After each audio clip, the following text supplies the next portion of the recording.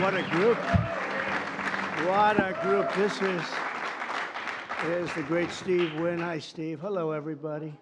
What a group of good friends. We're going to bring this place back. It's not so good, I will tell you. I thought it was going to be this beautiful. I hadn't been there in a while. I said, this is going to be beautiful.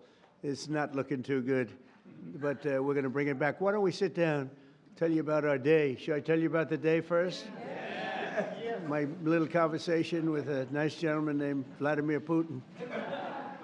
But we had, actually, we had a good talk, and I think that progress is being made. 5,000 young soldiers are being killed every single week on average. Can you believe 5,000?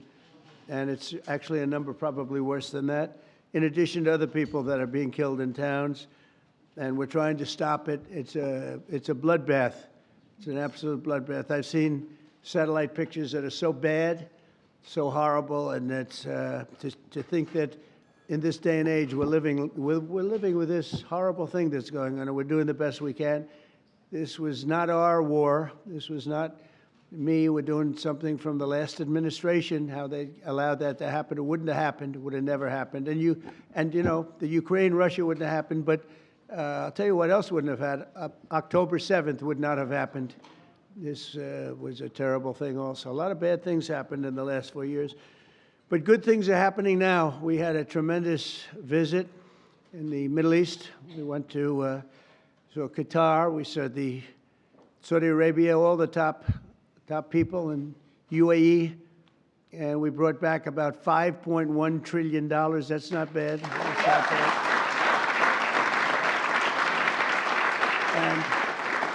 And it's being credited as one of the maybe the most successful visit that anybody's ever made to any place. There's never been anything like this. Hundreds of planes, big wide-body planes ordered. Boeing, getting them from Boeing, but I think an order of 148 planes. That's a lot of 777s. Those are the big ones, or the 787 Dreamliners, and orders of everything. The AI is going wild. I hope it's as good as people say, because otherwise some people are going to be pretty disappointed, but it seems like it is. A lot of smart people are doing it. But massive orders into our country. We did 1.4 trillion in one case. We did 2 trillion in another case, numbers that nobody's ever really heard of before. And our relationship is fantastic with those three beautiful places. I mean, they're incredible. Money is like no place else probably anywhere. Well, we have more money, but we didn't use it right, but that's all right. Now we're starting to. We were losing in trade $5 billion a day, and now because of tariffs and other things, we're making $1 billion a day, and the tariffs haven't even really kicked in. It's a big difference. It was, for the last 4 years, have been a disaster for us with trade and, frankly, with everything else. So we're here for a different reason tonight. We're going to have to fix this one, too. We're fixing everything. We're going around Mr. Fix-It, Mrs. Fix-It. Anybody want to join me? But the Kennedy Center, when I said I'll do this, I hadn't been there. That's the last time I'll take a job without looking at it. And but it's got a tremendous amount. Lindsey Graham and some people put in the budget either 200 or $250 million. Money was spent there. Tremendous amounts of money was spent there over the last 10 years. I don't know where they spent it. They certainly didn't spend it on wallpaper, carpet, or painting. And they had over $200 million was spent. So I don't know what's going on. Pam, are you here? You hear that? Look, when I hear that, I say, what? Where, Pam, where did all this money go? It's crazy. It's crazy what's happened with our country in that regard. You know, it's to build things. Go back to the Wollman Rink. They went for years, 12 years, without getting a rink, and I got it built in 3 months for a fraction, like a tiny fraction. They had spent over $20 million. They never got it opened. I said, I want my kids to go ice skating before they're too old. They don't want to go ice skating anymore. I used to watch it from my window. I used to watch people, nobody working, and spending money like crazy. And as you know, I got it built very quickly. This is well, maybe a more difficult. That was pretty easy, actually. That was pretty. We had cement mixers from the rink all the way back into Harlem. We poured one contiguous pour over a period of a day and a half. They would pour a little section, then another little section. And when they put water, it all leaked, surprisingly, So it was fun, but I love construction. That's, I guess, why I like this a little, because we're going to have to redo it. So I'm honored to welcome exceptionally talented and committed group of patriots. You're amazing people. This is an amazing board, I'll tell you. And I got so many calls from people, could I get on the board? You have a lot of people that are not so much in love with me right now because I couldn't get them on the board. But because the board is taken. But we're going to turn it around, and the Kennedy Center Board of Trustees, you're here, and in many cases you have your spouses. And I want to thank Rick Grinnell. Where's Rick? Where is Rick? Hello, Rick. He did a great job. He used to walk into the Justice Department with stuff under, showing all the horrible things that had gone on in our country. He had a lot of courage. And he's going to be with me for a long time, different things. He seems to be a troubleshooter. I say, how about Kennedy Center? Let's fix that one up. And tremendous strides have been made. You'll be hearing about that in a second. But I want to thank the entire board for the incredible work and all the fundraising efforts. We're going to raise some funds, but we're getting a lot of funds also from Congress because they want to see this thing good. We have the 250th year anniversary coming up, and this building is going to be a primary focus in D.C. And it's got the potential for greatness. If it didn't, I wouldn't have done it. But it has a great plan.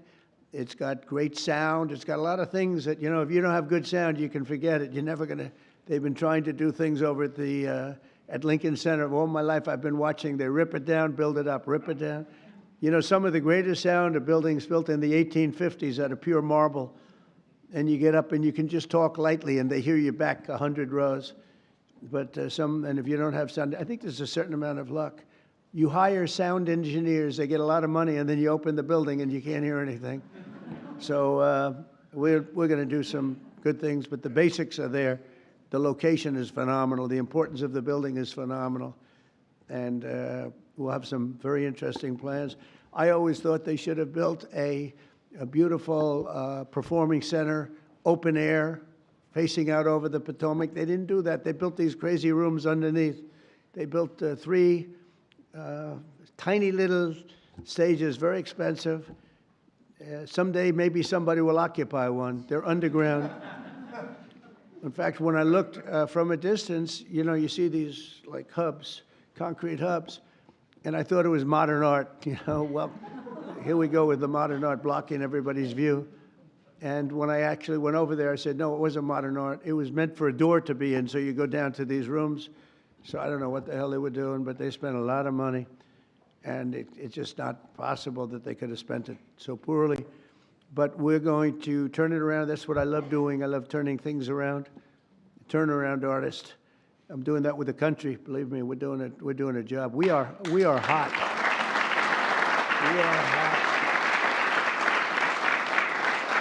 The country is hot. We in a short period. Look, we've been there for 100 days plus a few days, and as they said, the king of Saudi Arabia said, your place, your country is a whole different image now. We were a laughingstock, an absolute laughingstock, but we're not a laughingstock any longer. And, I was talking to, as I said, President Putin for 2.5 hours. That was being very seriously listened to. We don't like what's happening. We don't like that we should have ever been involved. Would have never happened. But we're respected again as a country. One thing that I tell you that I think is amazing. If you remember about 8 months ago, the big story was that nobody wants to join our military. We couldn't have any, people weren't joining. And they weren't proud of our country. They weren't joining police forces all over the country, Houston, Dallas, all over the country, New York. And now we have a record-setting enlistment in the military. Think of that, record-setting. The most in 38 years, but it's probably more than that. They started taking the numbers, Susie, 38 years ago, right? But the most in 30 years, probably the most ever, I don't know. But we have record-setting young people that want to join the military, and that's incredible. To have that is just absolutely incredible. And to think that 8 months ago, we were all listening to the fact that this was before the election, 8 months ago, we were listening to the fact that we wouldn't have any, we wouldn't have anybody in our nobody. Army, Navy, Air Force, Marines, Space Force. I'm so proud of Space Force because we got that going. We started Space Force, and they wanted to terminate it, and the military backed up, and they said, you're not going to do that. We were third in space, and now we're number one in space by a lot. They've done a great job. They had some great commanders in Space Force, but, ultimately it's going to be truly one of the most important things we've ever done because it's all heading to space. And I'm not talking about just experimental things that we do, because a lot of people don't understand that. We can understand that. But we're, in terms of defense and offense of our country, it's going to be very, very important. We're number one in space by a long shot. The Kennedy Center mission is to be the crown jewel of the arts and culture in our nation's capital. And under our new leadership, we're going to take this revered institution to heights that it's never seen before. I think we can take this to really because we have the right place. We have all the politicians, and then we have the people that want to get to know the politicians for lots of bad reasons.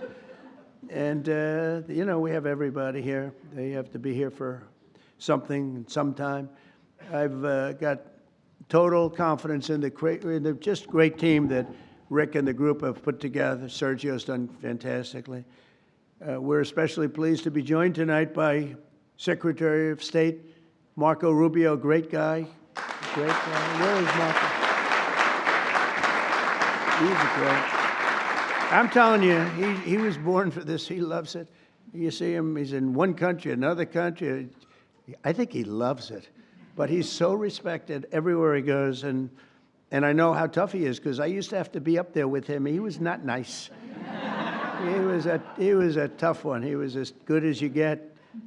I didn't know that we would end up being this close. We like each other. I think I can speak for him. I can speak for myself, but I like him, and he's done a fantastic job, and he's really, really working. And we're getting relationships that we lost that were very important for us in many ways. And so I want to thank Marco, and Marco's on the board, Attorney General Pam Bondi, who I've known so long, and she's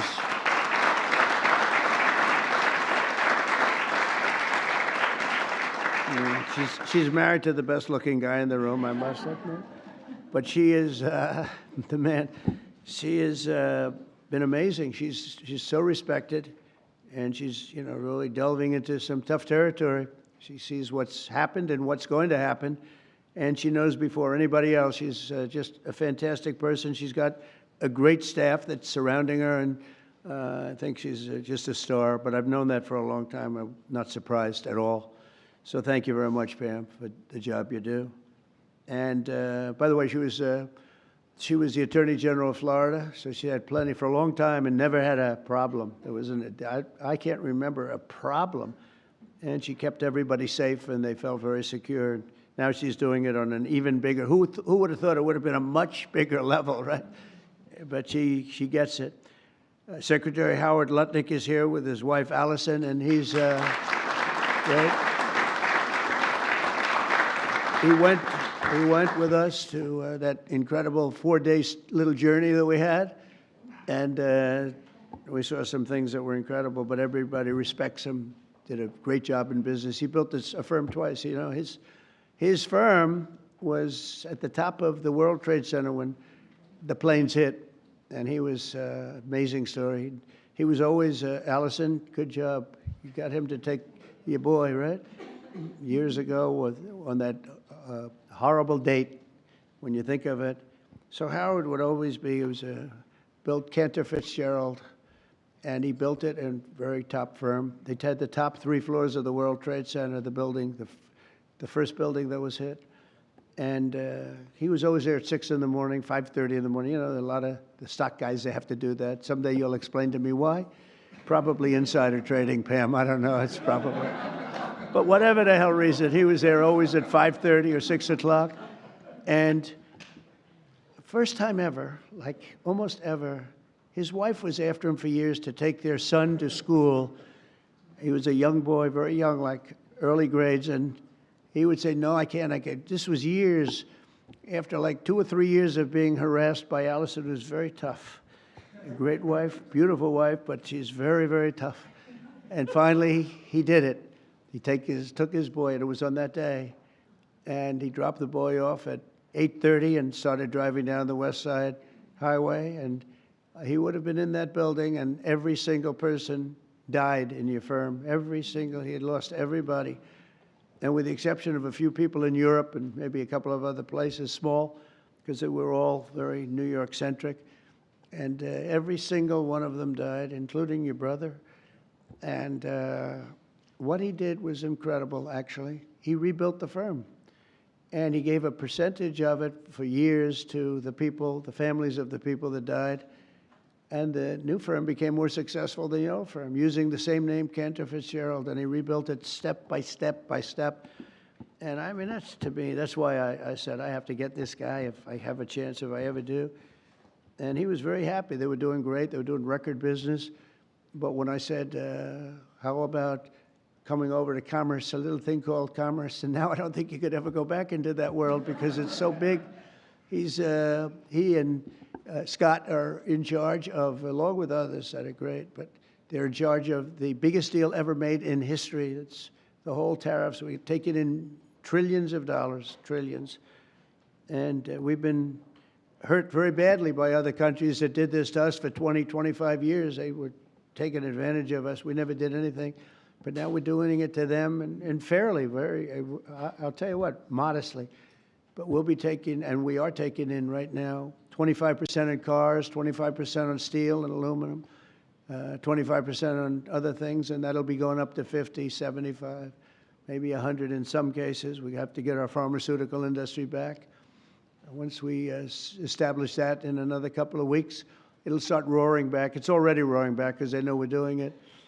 And it's really been, you've done a great job. But he said to me the other day, this is so big. These numbers are big. Cantor Fitzgerald doesn't look so big anymore. We see numbers, we talk in the trillions now. Think of it, $5.1 trillion. Nobody talks, but we're talking big numbers, and he's doing a great job. He did a great job before. Chief of Staff, Susie Welch, she's considered the most powerful woman anywhere in the world.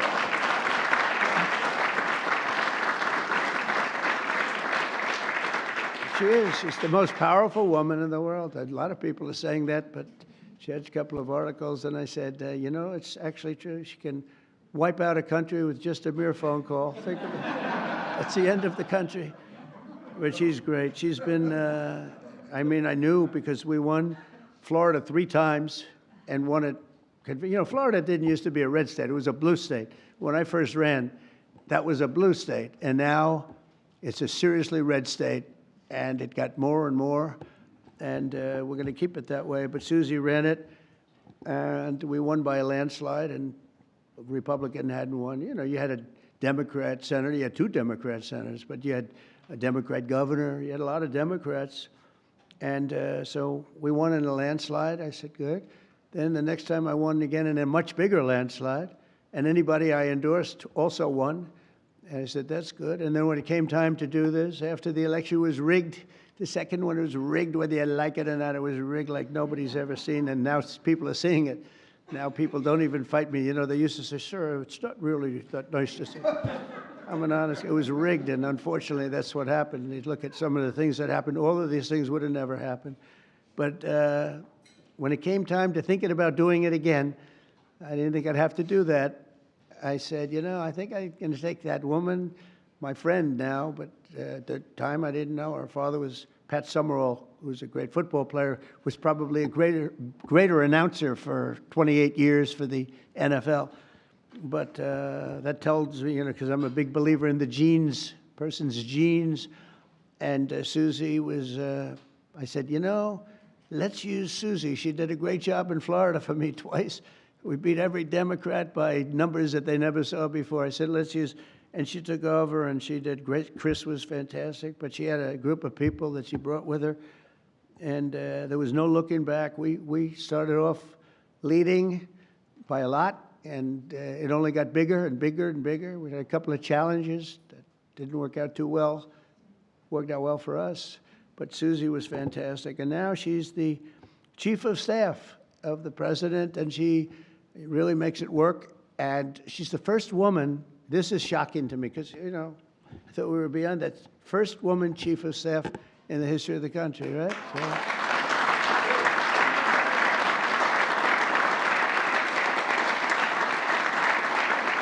And she's doing a great job, and you know those men are scared. She sits in the back of the room. She watches them like this. She doesn't want publicity. She doesn't want to be on camera. She doesn't want stories.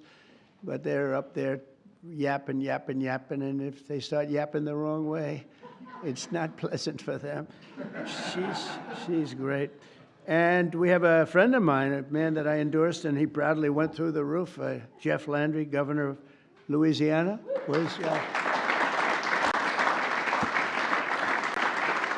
Did my endorsement mean much? When I endorsed you, he became a rocket ship, right? We avoided, say it? We won in the first round? Yeah, it was good. We didn't want to go a second round. He went up and won everything, and he's a great governor, great attorney general, great governor. So it's great to have you. And we have so many people here that we're not going to do that, but we may play around in a little while because we're going to have some fun tonight, and we'll talk about this, but we'll talk about other things. But we might talk about some of the questions you may have. We're looking to get the one great, big, beautiful bill. It'll be the greatest tax cuts in history. If we don't get it, that means the Democrats will have stopped us, and that means people will get a 68% tax increase, the largest in history. And if we do get it, we're going to have the largest tax decrease in history. And all my life, I've watched politicians screaming, "We will cut your taxes." This is the only group where they say, "We're going to raise your taxes," and they think they're going to win. There's something wrong with them. I don't know what the hell is going on. We're going to raise your taxes. And people say, "That's strange. I've never heard it before." When we took over in recent months, the Kennedy Center was in dire shape. As I saw on my tour a few weeks ago, the building is falling apart. I don't want to scare people. It's in fine shape, but it's falling apart. That means, we have to see, we have Les Mis. We're opening up with Les Mis and some other things. We have Mrs. Fisher here, and she said, "You know what works? Anything Broadway." So we're signing Phantom of the Opera. We're signing a lot of great Broadway, and we'll have them run for a while. And I think we're going to do very well. But it's been neglected very badly, and it needs an infusion of different things, including probably funds. But I think we're going to do very well when we get some money from Congress to fix it, because it's so important. The previous leadership wasted millions and millions of dollars and handed us a budget deficit of $26 million. Can you believe that? In addition, the programming was out of control with rampant political propaganda, DEI, and inappropriate shows. We had some very inappropriate shows, to put it very nicely. They had dance parties for, quote, queer and trans youth. And I guess that's all right for certain people. Quote, and I'm just quoting, I'm not saying it, queer and trans youth. That wasn't working out too well. They had a Marxist anti-police performance. And they had lesbian-only Shakespeare, which is different. Who thinks of these ideas, really? It's different. It's different. Oh, we're bringing our country back so fast. The military is so much better. Everything is just gone. They had people who were paying them $400,000 or $500,000 a year to teach DEI. Just 12 weeks, our new board has balanced the budget. Think of that in 2026 budget. That's a pretty good job you've done. So that's amazing. So the 2026, I told you, it was 25 million under. It's balanced now for the fiscal year. Eliminated DEI initiatives in all cases. Brought back family-friendly programming that will attract large audiences once again, and launched a plan to renovate the building and reclaim the grandeur as a landmark, a Washington landmark, which it always was. The Kennedy Center will also play an important role in our national celebration to commemorate the 250th anniversary of America's founding. So we have three really big. We have that. We have the 250th anniversary of America's founding. That's a big deal. And we have the Olympics, and we have the World Cup. And, maybe I got lucky, because I got the Olympics and I got the World Cup. I did nothing to help the 250th anniversary, because if I take credit for that one, then you'll say, I think he's exaggerating a little. But two of the three, I absolutely, I got the Olympics, I got the World Cup. And I said to myself when I got them, it was my first term I got them, President Obama would not take the calls from the Olympic Committee, refused to take the calls. And I think because he traveled to Oslo or wherever he went, and very far away, in order to get the Olympics, previous Olympics. And I said, well, that's great. That means we got it, because what president would travel to come in fourth place, which is what we came in, fourth place. And so he was so angry, he wouldn't take the call. So I got a call from, at the time, the mayor of Los Angeles. Los Angeles is not looking too good with what the water. We just sent so much water down their way, they didn't want to take it because it was bad for the environment. I said, no, water's good for the environment. If they would have had it when I told them to get it, they wouldn't have had the fires, or it would have been very small. But we took so much, and we were looking at the Olympics, we were looking at other things, and Obama went there, and all that travel, all that everything. And think, who would go there unless you know the answer? You have to know the answer. You can't be embarrassed as president. No president's ever done that. And I give him credit, he went, but he should have known the answer. That's called deal making. And he didn't, and they put him at fourth, and he was so angry that it hurt his whole thing. He didn't want to talk to anybody. So I got a call from the mayor, and he said, sir, you're the president-elect. I was president-elect at the time. The president will not speak to the Olympic Committee, and I understand that, but a little bit his fault, I guess. He was very embarrassed by that. And I said, I'll speak to him. And I spoke to this gentleman who was obviously Scandinavian, seriously Scandinavian, and very nice. I couldn't get him off the phone because he was so starved for love. He just kept, I must have had him for 2 hours. I couldn't. I said, sir, I have to go. I'm president-elect. Yes. All I said to him, yes, yes, yes, we will take good care. They wanted to know that if they choose us for the Olympics, will we treat them nicely? And I said, we're going to treat you like so well, like you've never been treated. And then he wanted to talk about anything because nobody would talk to him. Now he talks to me. And we got the Olympics. And then we got through Johnny, who's the boss. He's a friend of mine. We got the World Cup. I got them both. And I said, man, I won't be president. I got the Olympics and the World Cup, and I won't be president. And they're going to forget that I got them. Nobody's going to mention it because, you know, a little bit, that's the way life is. And then they rigged the election. And then I said, you know what I'll do? I'll run again, and I'll shove it up their ass.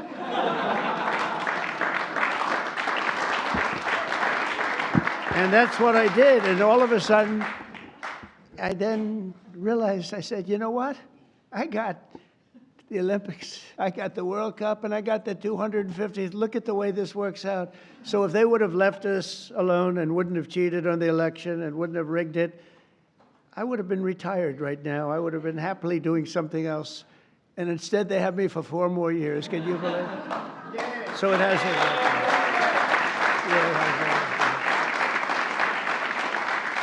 So instead of putting forward programming that tears our country down and tears our country apart, the Kennedy Center should be the nation's premier venue for lifting up the best of our country and lifting up the American arts, theater, music, and culture. And together, it's really an honor to be with. I mean, I have so many friends on the board. This is a hot board, just like we have a hot country. You know, we have a hot country. Our country was stone cold 8 months ago. It all began on November 5th. Does everybody know that that was Election Day? And from that moment on, and then January 20th came, and what we've done, we have almost no inflation. Our energy prices are way down. Our gasoline costs are way down. Groceries are way down. Eggs. Remember, they hit me with eggs my first week. Sir, the fake news, those people right there, they're saying, sir, eggs have gone through the roof. They were doubling and tripling eggs. I said, I don't know what I've just got here, excuse me. And through she's done a great job, Brooke Rollins, Secretary of Agriculture. Anyway, the prices came down. They didn't want us to, we had the egg roll here a couple of weeks ago for Easter. They didn't want us to order eggs. They wanted the eggs to be made out of plastic. They wanted plastic. I said, I'm not going to do that. But by the time it came around, the egg prices are way down. The groceries are way down. Everything's way down. We are just doing great. I mean, think of it. No inflation, and we're taking in billions, hundreds of billions of dollars in tariffs, which we never did before. We got a hot country right now. We have a country that people are proud to be a part of. So We're going to honor the legacy of President Kennedy, his great legacy, and we'll create the best and most beautiful home for the performing arts anywhere in the country and many other things also. I want to thank you again. We're going to have some fun working together. We're going to make this a fun project. That's what I thought until I walked into the building. I said, this won't be the fun I thought, but it is fun. I like to create. You like to create. Most of the people in the room like to create, just like Bob Kraft created the New England Patriots. He happens to be here. And he tells me he has a great new quarterback, so we're going to see. You know, a lot of people make that statement. We're going to find out, but I have a feeling you're going to be right. You've been right about a lot of things, but he was right about Tom Brady, right? He got him almost the last draft choice in the last round, sixth round, whatever it was. How did he work out, Tom Brady? Okay? Not bad? Good, right? But Bob's here, and his wife, as you know, Dana, she's on the board. And she's much younger than him, so he wanted to come tonight with her. Isn't it nice? Isn't it nice when you have a husband that will travel with you to the board, and he's a big shot, too? And he's a great guy. He's been my friend for a long time. So I'd like to ask, if I might, Secretary Rubio, and followed by, we're going to ask Sergio to say a couple of words, and then Rick Grinnell, and we'll have a little fun tonight. And you know what they can do? If they can, relatively quietly, they can start serving the meal. So by the time we're all finished, we get the hell out of here, we go home, and we have our board all formed, and we can start doing that quietly. And so Marco, please come up and say a few words. Thank you, everybody. Thank you.